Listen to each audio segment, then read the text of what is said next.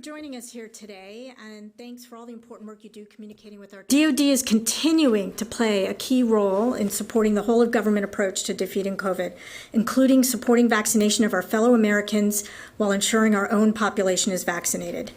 To date, we've administered over 3.3 million doses to eligible DoD personnel, with 58% of our active duty service members having had at least one dose.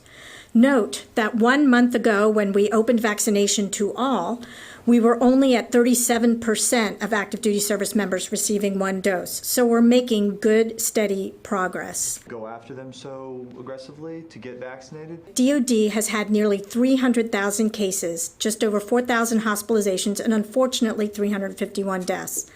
These are total numbers that include our military service members, their dependents, civilians, and contractors. It's also important to note that COVID-19 infection incidence and testing positivity rates for DoD personnel are lower than for the civilian population, which is a sign that our force health protection measures are working. Moving into a desire-constrained environment. Can you talk a little bit more?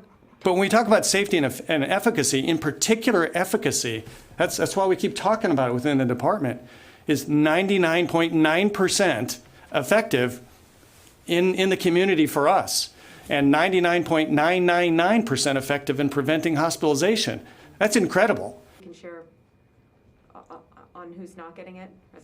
We are a reflection of society, so I would imagine that those that may be, and we don't know the answer to this, like refusing vaccination, may reflect what we're seeing out in the civilian sector. That said, there's no plans at this time to make vaccine mandatory.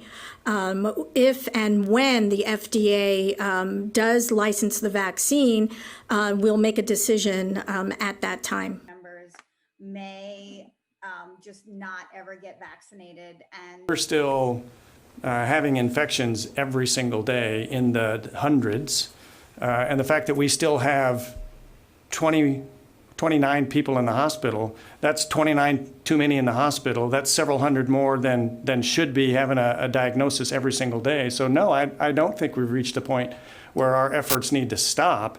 Our efforts stop when we've eliminated people dying from this disease. Our efforts stop when we've eliminated people being admitted to the hospital for this. And our efforts stop when it stops being a negative aspect to the way that commanders do commander business. So I don't think we're close to that yet. So that's why the efforts at every level of the department are still here. Dr. Terry Adirim, thank you.